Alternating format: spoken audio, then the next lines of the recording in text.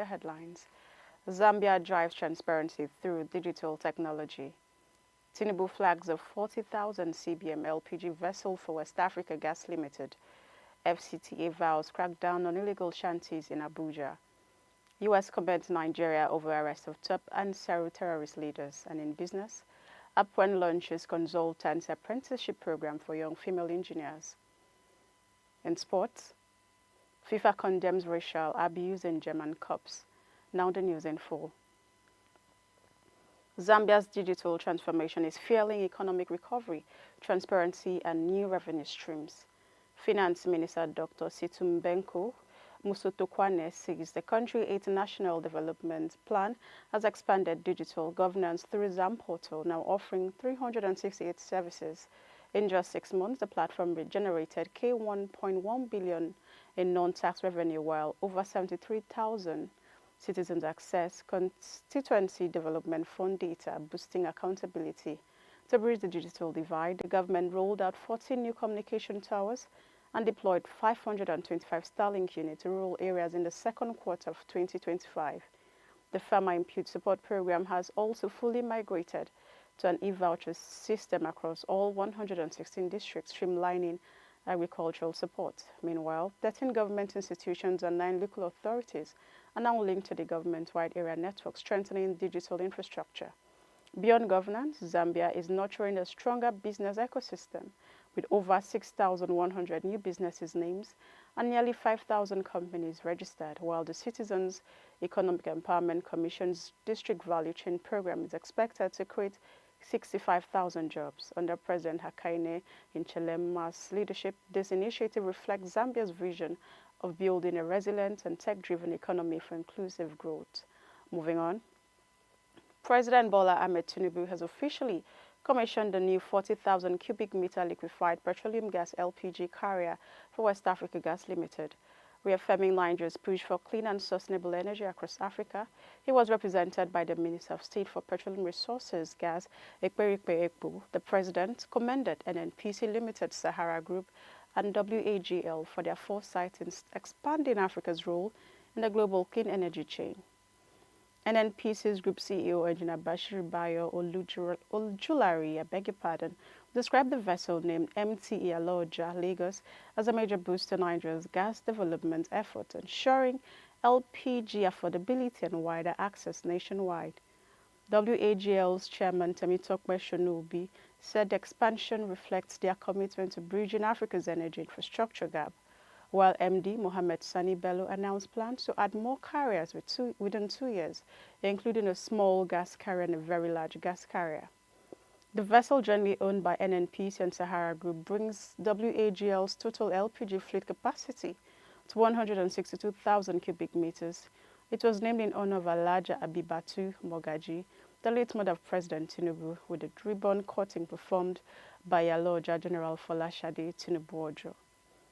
Moving on. The Federal Capital Territory Administration has pledged to sustain its clampdown on criminal hideouts and illegal shanties across Abuja, particularly in the area Wandurumi district, which it's described as a major security concern. According to the minister's aide, Lere Olayinka, the FCT Minister Nyesom Wike has inaugurated a stakeholders committee comprising security agencies, FCT officials, civil society groups, and the Nigeria Union of Journalists to strengthen safety in the capital city. Authorities recall that over 120 miscreants were arrested during a pass raid in the area, with stolen vehicles, motorcycle, and ATM cards recovered. Despite previous demolitions, the administration noted that criminals have regrouped and rebuilt illegal structures, making their settlement unsafe for residents. The FCTA has now vowed to clear the shanties again as part of its renewed city-wide security operations. Meanwhile, the United States has commended Nigeria's security forces for successfully arresting 2 top leaders of the terrorist group ANSARU. National Security Advisor Nuhu Ribadu confirmed that the arrests were made in a high-risk intelligence-led counter-terrorism operation carried out between May and July this year. The suspects fight against terrorism and violent extremism. We now go on a short break. The news continues when we return.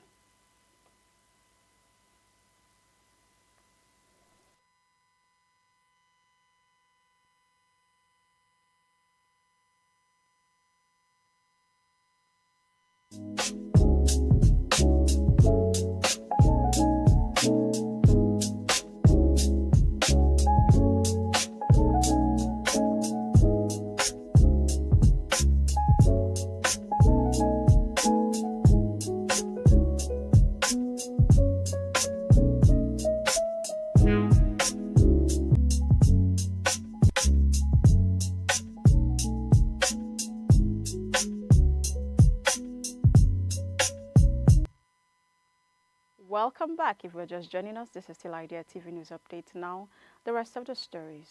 In business, the Association of Professional Women Engineers of Nigeria, APWEN, has rolled out a new consultancy apprenticeship program designed to mentor and equip young female engineers with industry-ready skills. Chairman of the Lagos chapter, TINUBU, explained that the initiative goes beyond mentorship, offering participants hands-on training with established consulting firms, real project experience, and clear career pathways. Already 200 young female engineers have registered with APWEN, celebrating recent successes such as over 20 of its trainees securing full employment at the Dangote Group. At the launch, APWEN leaders and mentors emphasized the importance of guidance, experience sharing, and building a community of women in engineering who support one another. The association says the program is not just about training, but about creating a movement that will open doors for the next generation of women in consulting engineering. And now in sports, FIFA President Gianni Infantino has strongly condemned incidents of racial abuse during two German Cup matches over the weekend, describing them as unacceptable. He reiterated that racism has no place in football and promised to work closely with the German Football Association to tackle the problem. The first case occurred when Schalke winger Christopher Atwi was abused by home fans during a match against Lokomotiv Leipzig, forcing a temporary halt in play.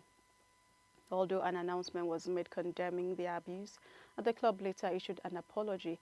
Atwi was repeatedly booed after the restart. In another fixture, a Kaiser Lutheran player also reported racial abuse from the crowd at RSV in Chart. The incident come just days after Bournemouth's Anthony Semenyo reported being racially abused during a Premier League opener at Liverpool.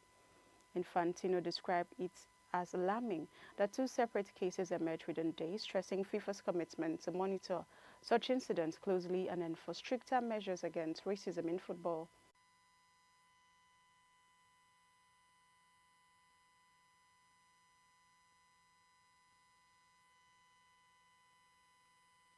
Right stand the day up. Now we be that.